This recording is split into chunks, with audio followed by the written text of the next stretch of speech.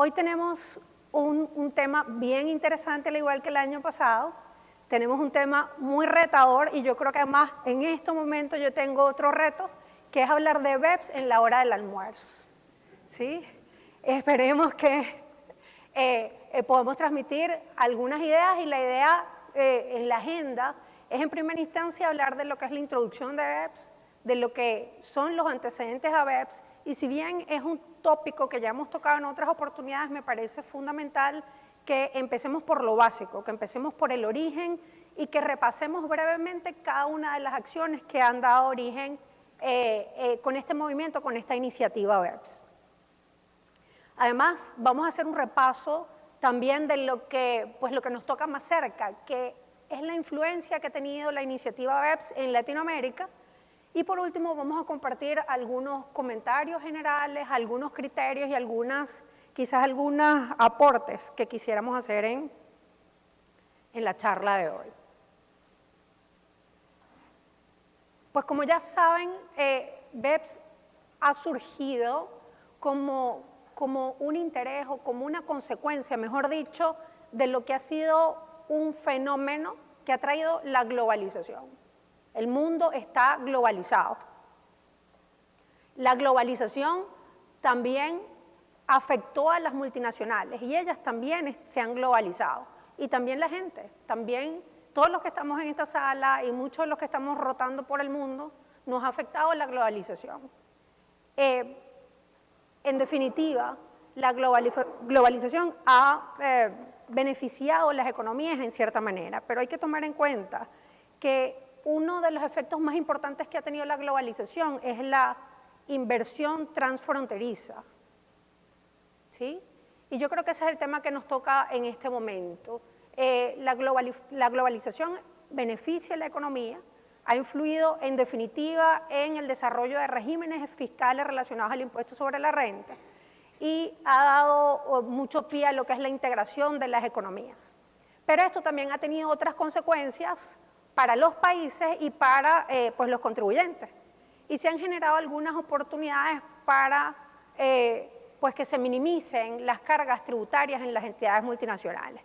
Se han visto perjuicios en sí para las bases imponibles en algunos países y esto ha traído como consecuencia la preocupación de los gobiernos, de los contribuyentes y de las empresas multinacionales. Las normas internacionales buscan precisamente, si bien las normas internacionales buscan resolver esos problemas que han surgido en contrapartida de los beneficios de la globalización, no necesariamente se ha logrado el objetivo, que es eliminar los efectos negativos en materia de tributación. Y en este sentido, una serie de países han manifestado lo que es su preocupación o manifestaron en el pasado su preocupación precisamente porque sentían que las bases imponibles que estaban declarando los contribuyentes en sus países no necesariamente atendían a lo que se estaba generando en el territorio o lo que debía ser atribuible al territorio. Y a raíz de este manifiesto, los países del G20, del Grupo de los 20, conjuntamente con la OCDE, iniciaron un proceso que se ha traducido en el análisis de acciones para evitar que precisamente se sigan dando estos fenómenos de erosión en la base imponible. En ese contexto, la OCDE inició el desarrollo de lo que es la iniciativa BEPS. Y fíjense que en el año 2013, luego del discernimiento inicial del G20 con la OCDE, se llegaron a algunas conclusiones. ¿Sí? Estas conclusiones se basaban en que los estándares internacionales no se han desarrollado al mismo ritmo que las prácticas comerciales. Estábamos viendo que la globalización afectó a las multinacionales y esto generó un desarrollo importantísimo, pero la normativa no se desarrolló al mismo ritmo. Y esto trajo como consecuencia que precisamente se dé este fenómeno de la erosión en la base imponible. Otro punto importante es que existe la necesidad de incrementar la transparencia en las operaciones que desarrollan los grupos multinacionales. Y se identificaron algunos puntos de atención importantes, que allí están pues, en los literales que se muestran en el slide. Fíjense que el primero dice que una de las preocupaciones es la discordancia en la caracterización de los instrumentos híbridos, la aplicación de las normas de los tratados de doble imposición a beneficios derivados del comercio electrónico, el tratamiento fiscal de los mecanismos de financiamiento entre partes relacionadas, el traslado de riesgos y propiedad intangible en entidades de un mismo grupo y la efectividad de las medidas antiabuso. Entonces, en resumen, la globalización acelerada afectó considerablemente el comercio internacional, pero las medidas tributarias, fiscales, no fueron al mismo ritmo y en este sentido se generó el fenómeno que en este momento estamos estudiando y así nace BEPS, con el objetivo de tomar medidas que precisamente ataquen o que luchen en contra de lo que sus siglas quieren decir. ¿Qué es BEPS? Miren las siglas. Base Erosion and Profit Shifting, o erosión de la base imponible y el traslado de beneficios. Si ustedes se fijan, el nombre de la iniciativa es el problema que la OCDE y el grupo de los 20 querían atacar y ese fue el motivo, el nombre que se le ha puesto al proyecto. ¿Y en qué consiste? Ese BEPS o ese Base Erosion o esa erosión de la base imponible y el traslado de beneficios es la práctica fiscal derivada de la interacción de distintos sistemas impositivos que no están armonizados. Y en sí, eso dio pie a que se aprovecharan las lagunas y los vacíos que habían en estos sistemas para generar la erosión de las bases imponibles en algunos países. ¿Cuál es el fundamento de BEPS? El fundamento de BEPS establecido, tomado de la publicación que se realizó de los documentos finales en octubre de 2015, dice que precisamente BEPS contiene medidas para mejorar la coherencia de los estándares impositivos internacionales, reforzar su focalización en la sustancia económica y garantizar un entorno fiscal de mayor transparencia. Y si ustedes se fijan, ahí yo resalté y subrayé 3 palabras: coherencia, sustancia y transparencia. ¿En qué se basa la iniciativa BEPS? En esos 3 pilares. Esos 3 puntos son los que BEPS precisamente quiere reforzar.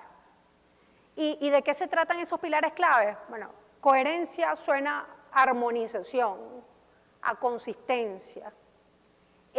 Sustancia suena a fondo sobre forma, creación de valor. ¿Qué es sustancia? A cada rato. Tiene que tener sustancia, tiene que tener coherencia, tiene que tener transparencia, pero ya va. ¿Qué quiere decir sustancia?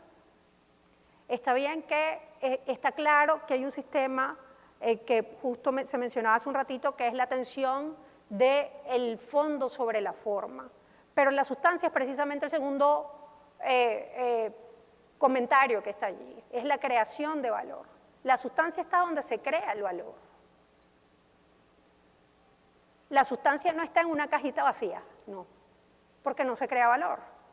Y la sustancia es la que da origen al enriquecimiento, o la creación de valor es la que da origen al enriquecimiento. Entonces, ese es uno de los 3 pilares de BEPS, y el tercero es la transparencia. ¿Y qué es la transparencia? Pues según el desarrollo de BEPS es, primero, la transparencia persigue la existencia de información confiable. Tiene que haber información confiable. Cada contribuyente tiene que disponer de información confiable. Y no solo tiene que tenerla, sino que tiene que haber acceso a dicha información. Y yo quisiera agregar algo más allá de estos dos supuestos que tiene BEPS, que es que la información tiene que ser suficiente y competente, como dice el auditor financiero. De nada me vale decir que tengo la información, que todos tenemos acceso, pero son 3 páginas vacías. La información a ser, que está sujeta o que menciona el sistema de transparencia es eso. Tiene que existir, tiene que ser accesible y tiene que ser suficiente y competente a mi criterio. Entonces, a fines de abordar estos 3 pilares y a fines de abordar el reto de BEPS, que era precisamente crear medidas que trataran de sopesar los issues que se identificaron o los asuntos que se identificaron cuando el G20 y la OCDE se reúnen y emiten el documento en el año 2013, hay 15 acciones. Y estas 15 acciones lo que promueven son medidas para abordar precisamente el problema que se divulga en cada una de las acciones. La primera acción, como ustedes lo ven allí, es abordar los retos de la economía digital. Y esto sigue siendo un reto y sigue siendo un desafío porque la economía digital no está regularizada y todavía BEPS o todavía el sistema no dispone de una metodología que alcance la economía digital. Todavía no hay un sistema que grabe o que determine cuál es el justo valor o cómo se debería grabar la economía digital. En definitiva, sigue siendo un reto y un desafío porque es el futuro. Seguramente en un futuro todo se va a dar a través de la economía digital. Hoy día, como lo decía el ponente anterior, hay muchas tareas y muchas transacciones que se pueden hacer a través de la economía digital y todavía no se ha determinado cuáles serían las mejores prácticas para hacer un desarrollo sobre el ataque o la gravedad que se pueda generar de los enriquecimientos que se obtienen de la economía digital. La acción número 2 es neutralizar los efectos de los dispositivos híbridos. Y ahí yo lo que quiero enfatizar es, como lo dicen en las últimas líneas, es que la medida o la acción número 2 lo que busca es evitar que se den transacciones o que se den estructuras que promuevan o la doble no imposición o la doble deducibilidad o el diferimiento a largo plazo de los tributos basados en transacciones o en estructuras que desarrolla el contribuyente y que precisamente genera esta medida que puede ser parte de la erosión de la base imponible. La acción 3, pues si ustedes se fijan, trae a colación un concepto que me parece muy europeo, es el refuerzo normativo sobre CFC, ¿sí? O las corporaciones foráneas, ¿ok? Y aquí yo creo que lo que vale la pena acotar es que esta medida precisamente lo que quiere es regular cualquier enriquecimiento que se traslade a una entidad controladora en el exterior. Yo creo que en líneas generales en nuestra región no hay mucho desarrollo en materia de CFC, sin embargo, la acción 3 de BEPS la resalta. La acción número 4 se refiere a limitar la deducción de pagos de intereses y pagos financieros entre entidades multinacionales. En este caso yo creo que es muy sencillo, pues es regular y es habitual que los grupos multinacionales se financien in-house, que no recurran al financiamiento externo. De hecho, hay entidades dentro de los grupos multinacionales que se dedican precisamente a servir de entidades tesoreras. Y las medidas que busca proteger la acción 4 es la regulación de ese tipo de transacciones. Hay un financiamiento, está bien, perfecto, pero ya va. ¿Cuáles son las medidas o bajo qué criterio se va a permitir la deducción de esos intereses o de esos resultados que surjan de la transacción financiera? La acción número 5 se refiere a combatir las prácticas fiscales tributarias perniciosas teniendo en cuenta la transparencia y la sustancia. Y aquí vuelve el principio de sustancia o el principio de fondo sobre forma. Como les comentaba hace un ratito, la acción número 5 persigue precisamente divulgar medidas que primero promuevan el intercambio espontáneo de información relevante. En una de las charlas que tuvimos el día de ayer, uno de los expositores mencionaba que había una proliferación muy importante de regímenes que otorgan beneficios fiscales especiales. ¿Sí? Y precisamente lo que se divulga, o en este extracto de lo que busca la acción 5, precisamente es combatir cualquier herramienta que se pueda utilizar para erosionar la base imponible basados en rulings o fallos específicos, y en ese sentido lo que promueve es hacer de carácter obligatorio la necesidad de que exista una actividad que le dé sustancia al uso de la acción. La acción 6 se refiere a impedir la utilización abusiva de convenios. Entre tanta información que hemos visto de BEPS, uno de los puntos que se traían a colación era que los tratados de doble tributación están para eso, para evitar la doble tributación, pero en ningún caso para promover la doble no imposición. Entonces, las medidas que se establecen en esta acción o que sugieren esta acción es precisamente evitar la utilización abusiva del uso de tratados bajo circunstancias indebidas.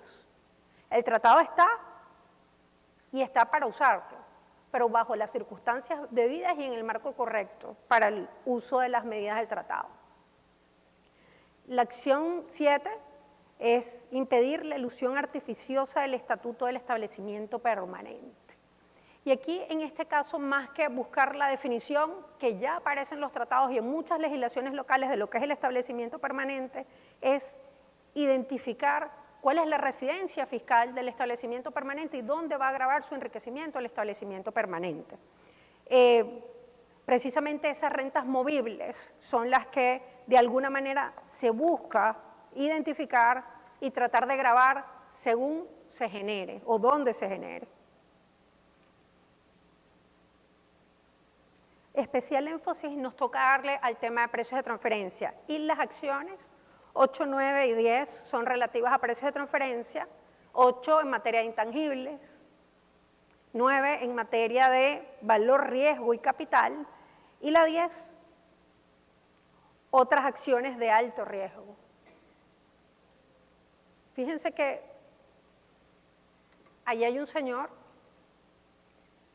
que se está haciendo algunas preguntas porque está viendo una transacción en la que se genera pagos por intangibles, regalías. Y lo que él se pregunta es si la regalía la está obteniendo, en ese caso ejemplo, la entidad C. Lo que se pregunta es cuántos ingenieros habrá en esa entidad que den pie al cobro de una regalía. ¿Qué me está aportando esta entidad a mí que me está generando un gasto por regalías? Hay una entidad en Latinoamérica y la pregunta que se hace el señor es ¿por qué hay pérdidas en Latinoamérica? En este intangible que se está pagando, ¿será que se desarrolló en Latinoamérica, que es donde está la entidad que está desarrollando la actividad principal? ¿Y por qué no hay ingresos de regalías en LATAM si es una entidad que lleva 50 años operando? Digamos que en líneas generales estas son las preguntas típicas que se puede hacer cuando uno está enfrente de un pago de regalías. ¿Qué sustancia tiene el pago de regalías? ¿Por qué lo estoy pagando? ¿Realmente me están aportando algo que genere o que me genere la obligación de pagar regalías? Con respecto a riesgo y capital, si ustedes se ven en ese esquema, la transacción se concentra en la entidad que está en el medio, la entidad B. La entidad B compra materia prima y la revende a un relacionado. La entidad B compra el producto terminado y lo revende a otro relacionado. Y el relacionado finalmente le vende un tercero y la materia prima, esa misma entidad se la había comprado un tercero. Entonces la pregunta es, ¿qué está haciendo el país C en esa estructura? ¿Qué obligaciones o qué riesgos o qué ha aportado el país C para estar en el medio de todo el esquema? ¿Sí? ¿Será que estas entidades con las que se están haciendo estas transacciones tienen reglas de precios de transferencias? Es otra de las preguntas que se hace el señor. En fin, la acción 10, que se refiere a otro tipo de transacciones riesgosas, fíjense que en este caso la transacción es de un pago por management fees u honorarios profesionales. Típicamente, ¿cuál es la pregunta? Es, ¿por qué estoy pagando el management fee? ¿A quién se lo estoy pagando y qué me está aportando? Más allá de que yo tenga un documento que diga que me están cobrando X concepto, sustancialmente, ¿por qué estoy obligado a pagar ese management fee? Y probablemente en ese caso el contribuyente tenga los elementos para probar que ese management fee, mire, cuenta con las características necesarias. Sí es un management fee, sí lo estoy pagando, sí tengo esta documentación y efectivamente aquí están las razones del pago del management fee. Es un gasto normal, es necesario, es real y como es con vinculadas, en este caso está a valores de mercado y es un gasto razonable. El punto es identificar precisamente cuáles son esas transacciones que pudieran dar pie a estos cuestionamientos. Entonces aquí yo creo que la labor es compartida, la labor es compartida porque para el revisor, el fisco, el auditor, hay que hacer las preguntas. Y para fines del contribuyente, tiene que desarrollar las respuestas basadas en la sustancia y en la realidad de la operación. Este caso relativo a la acción 10, fíjense que también puede atender el tópico de intereses que acabamos de conversar. En este caso, una transacción entre un país X que le otorga un préstamo a un país en otra jurisdicción. Pero la pregunta del que está haciendo el análisis es, ya, pero ¿por qué está pidiendo prestado? Yo estoy haciendo un análisis de los estados financieros y me he dado cuenta que esta empresa tiene el flujo de caja propio para sustentar su operación. ¿Bajo qué criterio está haciendo la solicitud del préstamo? ¿En qué lo está invirtiendo? ¿Para qué lo necesita? ¿Será que tiene un proyecto nuevo que necesita financiar? ¿O será que puede ser un dividendo? ¿No será que tenía la oportunidad de buscar bancos locales y prefirió irse a buscar préstamos internos? Y esto es lo que va a sustentar, o las respuestas a estas preguntas lo que van a sustentar es precisamente la deducibilidad del gasto de interés o la razonabilidad del gasto de interés. La acción 11 es la evaluación y seguimiento de BEPS, precisamente. Y bueno, lo que trata es de establecer metodologías para la recopilación y el análisis de datos. ¿Sí? La acción 12, que es la revelación de los mecanismos de planificación fiscal agresiva, fíjense que este es muy interesante, porque lo que determina, o la medida que se determina, es la exigencia a los contribuyentes de que divulguen y que declaren sus mecanismos de planificación fiscal agresiva mediante el diseño de normas de declaración obligatorias. Digamos que esto es muy novedoso. O sea, anteriormente no había ningún documento que solicitara la divulgación a un contribuyente de las estructuras agresivas que está teniendo a título propio. ¿Sí? Y la acción 13,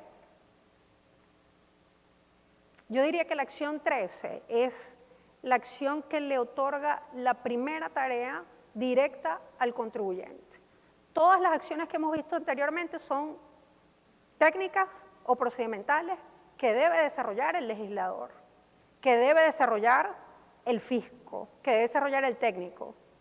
Pero la acción 13 es un proceso de cumplimiento para el contribuyente. Las acciones anteriores pueden solicitar quizás un proceso de autoevaluación del contribuyente. Mira, hay una acción que es relativa a los financiamientos o a la deducibilidad de los intereses. Yo tengo muchos préstamos con partes relacionadas, voy a hacer mi autoevaluación.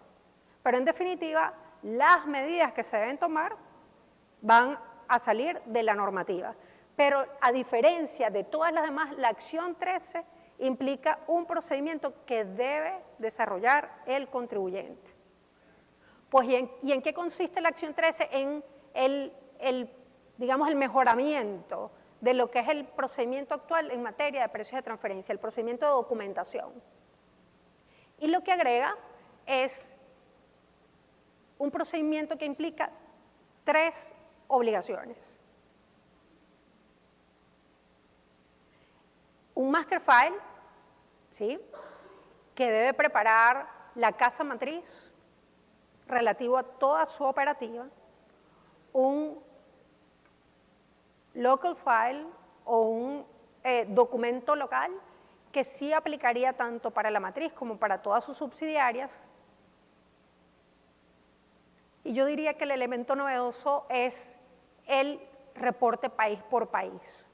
En líneas generales, el master file es la visión general del grupo y la revelación de la cadena de valor, y es un documento o es un contenido que realmente ya veníamos viendo en todos los países que administran la norma de precios de transferencia. Quizás no con toda la divulgación que puede tener la solicitud de este master file, pero sí era un elemento que se trataba. El local file, todos los países que tenemos medidas de precios de transferencia o que tienen la norma de precios de transferencia en vigor ya preparan un estudio, ya preparan un reporte que debe tener el contenido de lo que demanda la normativa de precios de transferencia, que ya en cierta medida ya está estipulada dentro de lo que es el Action Plan 3. Y por último, el reporte país por país.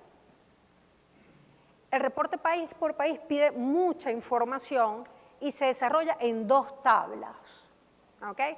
Dentro de la información que solicita está la información del grupo, la descripción del grupo, los ingresos con relacionados y terceros, el EBIT, la determinación del EBIT por entidad, la posición financiera y tributaria, incluyendo los impuestos pagados, el capital y las ganancias acumuladas y el número de empleados y los activos tangibles e intangibles.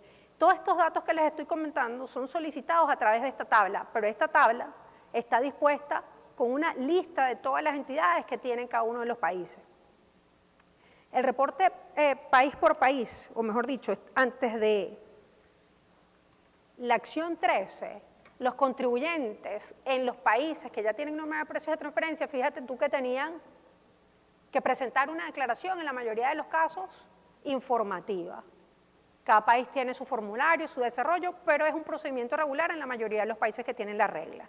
Por otro lado, tienen que presentar un estudio regularmente a solicitud de la administración tributaria. En algunos países se determina que también tiene que ser entregados bajo emplazamientos, pero en muchos de los países de nuestra región es en caso de requerimiento. Además, obviamente el contribuyente tiene que contar con la información que sustente todo lo que se divulga en el estudio de precios de transferencia, y en cierta manera el estudio debía contemplar la cadena de valor, pero no necesariamente, según las disposiciones de cada país. Ahora, después de BEPS, ya no es así. Seguimos teniendo las mismas obligaciones, sigue el contribuyente obligado a preparar un estudio, sigue el contribuyente obligado a preparar una declaración informativa, pero la gran diferencia en este caso es que se tiene que divulgar la cadena de valor del grupo.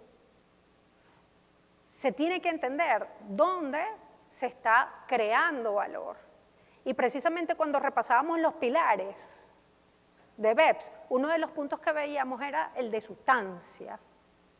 Y a través de ese mapita o a través de esa línea que nos va a demostrar o que nos debería decir dónde se está creando valor, se debería estar atendiendo el principio de sustancia. Se tienen que analizar todos los eslabones de la cadena y si ustedes se fijan, allí está desde el proceso de manufactura, el proceso de distribución, el proceso de comercialización y hasta cómo llega al consumidor final. La acción 13 implica un cumplimiento, como les decía. En líneas generales, la iniciativa BEPS promulgó sus documentos en octubre del año 2015, así que a partir del año 16 se requiere la divulgación de este Country by Country Report, el Master File y el Local File, En líneas generales, para los contribuyentes que en su casa matriz y de manera consolidada superen los 750 millones de euros, ¿sí? Pero ya hay otras medidas o hay otras directrices, por ejemplo, en la Unión Europea, que tienen algunas variaciones con respecto a lo que es la directriz establecida en el Action Plan 13. En líneas generales, la acción 14 establece medidas como mecanismos de resolución de controversias y lo que busca es precisamente hacer más efectivos estos mecanismos de solución y apuesta por el procedimiento amistoso, que si bien ya estaba incluido dentro de la mayoría de los tratados, pues no se ha ejercido plenamente. Y por último, la acción 15. La acción 15 lo que busca es desarrollar un instrumento multilateral para modificar los tratados bilaterales y bueno, en ese sentido ya han habido muchos avances en la materia. Entonces ya después de ese repaso sobre las 15 acciones, lo que nos queda es revisar cómo esas acciones atienden los tres pilares fundamentales. Pues la coherencia o el pilar de la coherencia se atiende con la acción 2, 3, 4 y 5.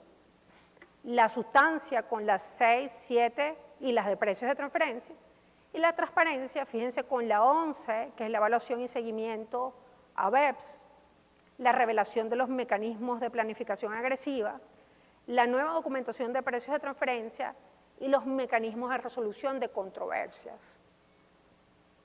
Ahora, como lo teníamos en la agenda, para aterrizar lo que ha implicado BEPS para Latinoamérica, o cuál es el estadio ahorita de Latinoamérica en lo que es la materia del desarrollo de BEPS. Unos hechos fundamentales con respecto al tema es que, bueno, hoy México y Chile son dos países que son miembros actuales de la OCDE, Colombia y Costa Rica están en el proceso de adhesión, Argentina, Brasil y México son miembros del G20, Argentina, Belice, Brasil, Chile, Colombia, Costa Rica, Dominicana, El Salvador, Guatemala, México, Panamá, Perú y Uruguay son miembros del Foro Global. Argentina, Belice, Brasil, Chile, Colombia, Costa Rica, El Salvador, Guatemala y México firmaron la Convención Multilateral sobre Asistencia Administrativa de Asuntos Tributarios. Y yo diría que lo más reciente es que Chile, Costa Rica y México, en el marco del Acuerdo Multilateral de Autoridad Competente, firmaron un acuerdo en febrero de intercambio del Country by Country Report. El documento que acabamos de conversar es el elemento de cumplimiento novedoso para el contribuyente. Ese documento, que son 2 tablas donde se va a revelar datos sensibles de toda la corporación, está contemplado dentro de esta convención y participan Chile, Costa Rica y México de nuestra región como parte de los firmantes. Ahora, en términos generales, en la región se está moviendo el sistema tributario hacia la transparencia. Yo creo que ya es un tema que se ha divulgado y que se ha discutido en todos los foros en materia tributaria, y en líneas generales la región está alineada con el sistema de transparencia o está promoviendo las reformas a las legislaciones para atender el problema de transparencia. Con respecto a BEPS, sin duda esto ha dado o ha promovido una mayor conciencia de lo que es el problema de la erosión de la base imponible, y un reflejo son las reformas que recientemente se han dado en algunos de los países de la región. Ejemplo, México ya modificó sus normas internas para adoptar el sistema BEPS. ¿Okay? Algunos países como Chile, Colombia y Perú están introduciendo normas antiabusivas en sus legislaciones. Varios países están introduciendo normativas relativas a la deducción de cargos asociados a partes relacionadas, o están poniendo máximos, como por ejemplo para el caso de los intereses, y hay una tendencia en aumento de lo que es el requerimiento de información. ¿Okay? Y en muchos casos hay autoridades fiscales en nuestra región que han hecho referencia a BEPS en procesos de auditoría y en procesos de controversias. Les quería comentar de un caso específico que ya nos afectó en la región. Se me ocurre, me corrigen por favor, que es la primera iniciativa que ya se ha llevado a cabo basada en los lineamientos BEPS en nuestros países, y fue en Chile. El 24 de diciembre de 2015, a través de una resolución, en Chile se promulgó la declaración jurada 1913, que atiende a todas aquellas empresas que estén catalogadas como grandes empresas o sean grandes contribuyentes. Y esta declaración se basa, fíjense, en dos de las acciones de BEPS, la 11 y la 12, referidas a la evaluación y seguimiento de BEPS y a revelar los mecanismos de planificación fiscal agresiva. ¿Por qué decimos eso? Porque si ustedes se fijan en el contenido o en lo que solicita esa declaración, mira qué pregunta, ¿qué hace el contribuyente? Y precisamente lo que busca es determinar cuál es el perfil económico y tributario de la entidad. Cuando se hace este procedimiento de declaración, es un procedimiento de declaración que se tiene que hacer anualmente y ya se hizo, ya se presentó. Relativo a 2015 ya se presentó en el 2016 y dado que era una solicitud procedimental o era una solicitud de data, no era un procedimiento determinativo de impuestos, a pesar de que se promulgó en diciembre de 2015, ya la primera declaración relativa al 2015 se presentó ahora en el 2016. Y hay una serie de preguntas que están asociadas a los antecedentes del declarante, a la holding empresarial, a la reorganización empresarial, instrumentos financieros, resultados antes de impuestos, bienes de capital y operaciones internacionales. Si ustedes se fijan, con esas preguntas o esos tópicos que acabo de mencionar, se están atendiendo muchas de las acciones de BEPS. Cuando habla de el nombre del grupo, a qué se refiere, cuál es la actividad principal, si tiene activos relevantes, si ha habido algún tipo de reorganización empresarial, están divulgándose datos que van desde la acción 13 hasta la acción 5, la acción 4. Solicita información detallada de las decisiones de la entidad, solicita información asociada a información financiera o transacciones financieras tipo operaciones de cobertura o transacciones de financiamiento. Hace mención a la utilización de asesores externos, ¿sí? Y precisamente, como les comentaba, cada uno de los requerimientos está basado o está atado a alguna de las acciones. Yo diría que esta es una evidencia, o la primera evidencia que tenemos en la región, ya tangible, ya desarrollada, ya entregada al fisco en calidad de cumplimiento y precisamente atiende la mayoría de las acciones desarrolladas en BEPS. Ahora en este caso, ya para generalizar, en líneas generales en Latinoamérica, algunos países han enfatizado algunos cambios en sus legislaciones, han sacado borradores de normas o han manifestado su interés en el desarrollo de la incorporación de BEPS en sus legislaciones o han, de hecho cambios ya o han tomado medidas en lo que es el desarrollo de la normativa. Y básicamente los que ven en rojo son los aspectos que han enfatizado los países que se señalan en cada caso. Si ustedes ven, México, Brasil, son los que tienen el mayor desarrollo o los que han tomado más medidas para atender algunas de las acciones BEPS. ¿Y qué implica esto en el impacto del día a día? Yo diría que BEPS es un tema que amerita tomar acciones, obviamente, basadas en las 15 acciones que se desarrollaron, pero ¿quién las tiene que tomar? ¿Quién tiene que impulsar en cada uno de nuestros países la incorporación de BEPS o algo similar que ayude al sistema tributario a proteger la base imponible que le corresponde? ¿Quién tiene que tomar la acción? Fíjense que hablamos que muchas de las acciones o la mayoría de las acciones son técnicas y me parece que allí la incorporación protagónica es del legislador.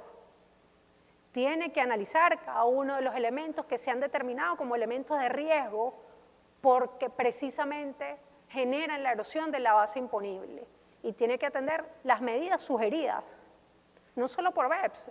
Hay otros documentos, por ejemplo, en materia de precios de transferencia que se han desarrollado y que que enriquecen el discernimiento, como las guías de precios de transferencia que ha desarrollado la ONU. Pero el impacto, como les decía, que puede tener esto para el contribuyente y para el fisco y para el legislador y para todos los que estamos en el ámbito tributario es que, bueno, ahora se desarrollan mayores o se van a desarrollar mayores obligaciones de cumplimiento. Se busca la transparencia total y eso es algo de lo que tiene que tener conciencia el contribuyente. Definitivamente BEPS va a implicar la incorporación de muchas herramientas digitales o muchas herramientas tecnológicas que ayuden a la recopilación de data y de información, no tanto para el contribuyente como para la administración tributaria. Necesariamente tiene que haber una coordinación, fíjense, entre las áreas de legal, tesorería y comercial. Ya hoy en día el contribuyente no puede decir es que cada quien anda por su lado, porque somos distintos departamentos. El de legal, por allá está el de comercial, allá está el logístico, yo soy financiera y ella es tributaria. No. BEPS implica que haya un consenso de todos los que intervienen en el proceso de determinación o de toma de decisión en materia tributaria en una organización. Si yo soy comercial y no sé nada de impuestos, está bien, pero en definitiva tiene que participar en el desarrollo de la incorporación de este tipo de análisis, porque el comercial es el que hace la compra y le compra la parte relacionada. Y él es el que se negocia el precio, no lo hace el de impuestos, y no lo hace el de finanzas, y no lo hace el asesor. Lo hace el de comercial, lo hace el de logística, lo hace el de compras. El tesorero es el que determina cómo el contribuyente tiene sus necesidades de financiamiento, cómo está funcionando su flujo de caja, cómo va a hacer, cómo va a invertir, de qué se va a hacer, de una inversión temporal, de una inversión permanente, con partes relacionadas. Tiene que intervenir el tesorero de la compañía en las decisiones asociadas a temas fiscales. En definitiva, el reporte CBCR o el reporte país por país o el reporte country by country amerita la intervención de todos y cada uno de los países que forman parte de la entidad multinacional. Yo les decía hace un ratito que la obligación se centra en la matriz. Mira, ella tiene que preparar el country by country report, ella es la que lo tiene que presentar, pero ya va, yo soy una línea en ese reporte. Cuando me ponga a mí, mira, Venezuela, o Panamá, o Costa Rica, o Chile, o Colombia, o México, dentro de esa línea, porque en todos estos países ese grupo multinacional tiene una entidad, ¿qué vamos a poner? ¿Cómo vamos a quedar en esa foto? Ya sé cómo vamos a quedar esa foto el año que viene cuando lo entregue. Tengo que divulgar ahora, antes de diciembre, quién lo va a entregar, cuál es la entidad que lo va a entregar. Entonces, en definitiva, el monitoreo de todos estos ámbitos se tiene que hacer ya, no en otro momento. Se tiene que evaluar, obviamente, la posible generación de establecimientos permanentes, gobierno corporativo y las normas generales antielusión. Todos estos elementos asociados a BEPS, en definitiva, generan riesgos reputacionales.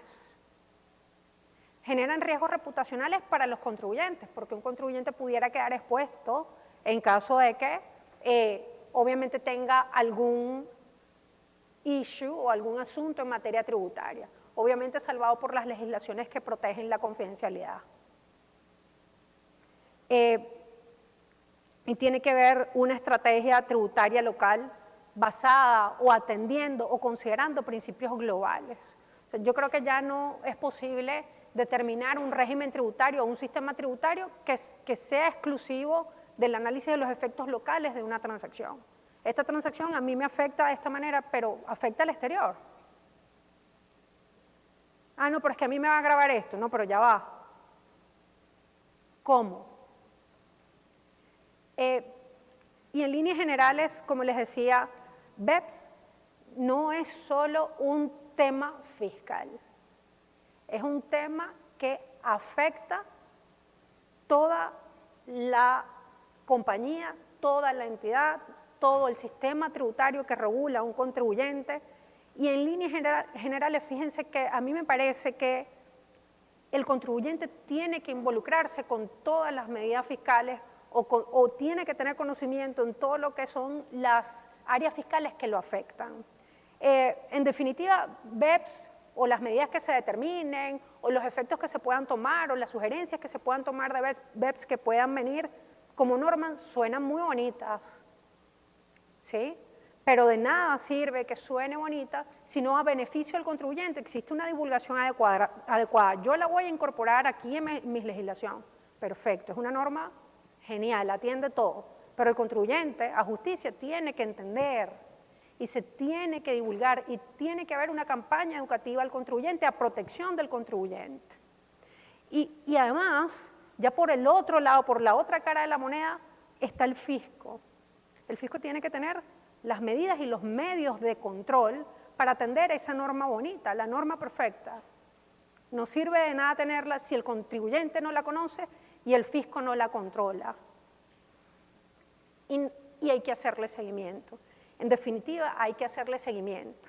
Y en un punto importante es que el contribuyente debe involucrarse, el contribuyente debe entender y tener en cuenta el sistema tributario al que está expuesto. El fisco tiene que especializarse. No sería justo que por el no entendimiento de un negocio, un contribuyente pudiera verse afectado. A nadie le interesa que el contribuyente no gane. A todo el mundo le interesa que el contribuyente gane y que gane mucha plata, porque en la medida en que gane me va a pagar impuestos. Entonces, en definitiva, la libertad económica que tiene un contribuyente no se tiene que ver afectada en ningún caso por una medida tributaria. Lo que tiene es que conocerla, entenderla y acogerse a la norma. Comercialmente, probablemente el contribuyente tenga la libertad de hacer lo que quiera, pero tributariamente tiene que respetar el escenario que divulga la normativa.